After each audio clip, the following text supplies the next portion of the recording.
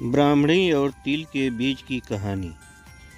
एक गांव में एक निर्धन ब्राह्मण रहता था। भिक्षा मांगकर वो जैसे तैसे अपने परिवार का भरण पोषण कर पाता था। एक दिन उसके घर कुछ अतिथि आ गए।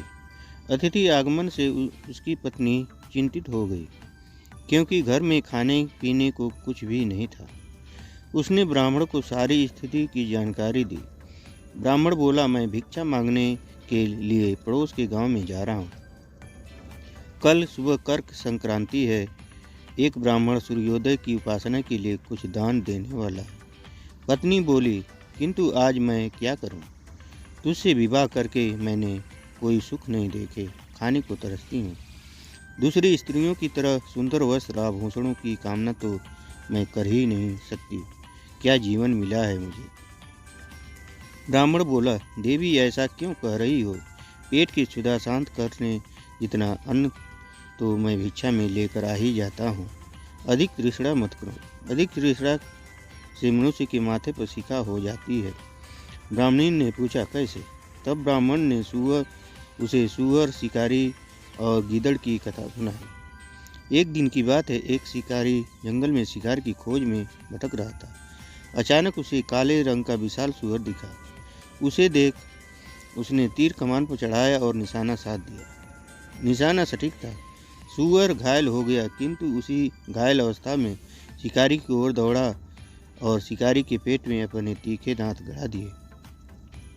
शिकारी वहीं गिर पड़ा और सूअर भी वहीं ढेर हो गया। कुछ देर बाद वहां से एक गीदड़ शिकार गुजरा। मरे हुए सूअर और शिकारी को देख उसके मुंह से लार टपकने लगी। वह सोचने लगा, मेरे पुनर्जन्म का प्रताप है कि आज बिना किसी परिश्रम के इतना सारा भोजन प्राप्त हो गया। वह सूअर और शिकारी के समीप गया और उसके मृत शरीर की छोटी छोटी चीज़ों को खाने लगा।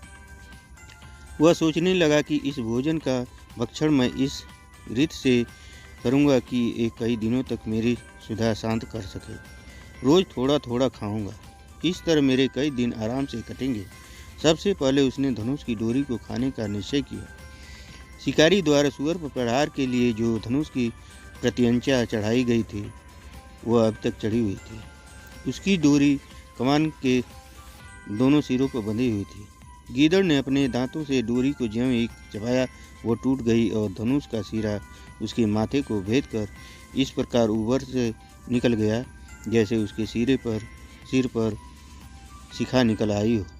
घायल गीदड़ भी मर गया। कहानी सुनाने के उपरांत ब्राह्मण बोला, इसलिए अतिलोभ नहीं करना चाहिए, माथे पर शिखा निकल आती है। ब्राह्मणी बोली, तुम ठीक कहते हो। मुझे अपनी चिंता नहीं, किंतु घर पर आए अतिथि की चिंता है। ऐसा करती हूँ, घर पर पड़े तिल को कूट कर उसे खिला देती हूँ। ब्राह्मण ने उसे वैसा ही करने को कहा और भिक्षा मांगने दूसरे गांव की ओर चला गया। ब्राह्मणी ने घर में पड़े तिलों को निकाला, उसे साफ किया और धूप में सूखने के लिए फैला दिए।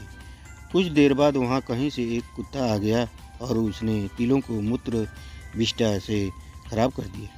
यह देख ब्राह्मणी की चिंता बढ़ गई। वह सोचने लगी कि अब क्या करूं? ऐसे अशुद्ध तिल तो मैं अतिथि को खिला नहीं सकती। ऐसा करती हूँ, गांव में जाकर किसी घर से शोधित तिलों के बदले अशोधित तिल मांग लेती हूँ। इसके लिए भला कौन मना करेगा? किसी को क्या पता कि इन तिलों पर कुत्ते ने मूत्र विष्ठा की है।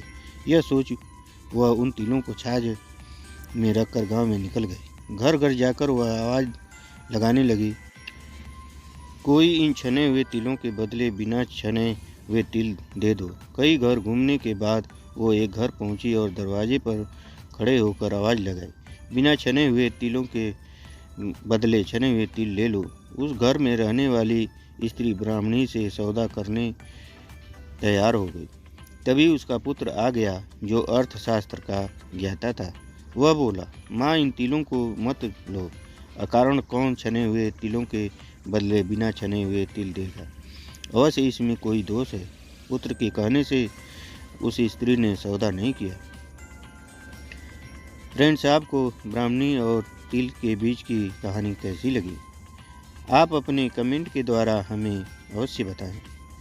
ब्राह्मणी और तिल के बीच की कहानी पसंद आने पर लाइक और शेयर करें। ऐसे ही अन्य कहानी पढ़ने के लिए हमें सब्सक्राइब कर लें। थैंक्स।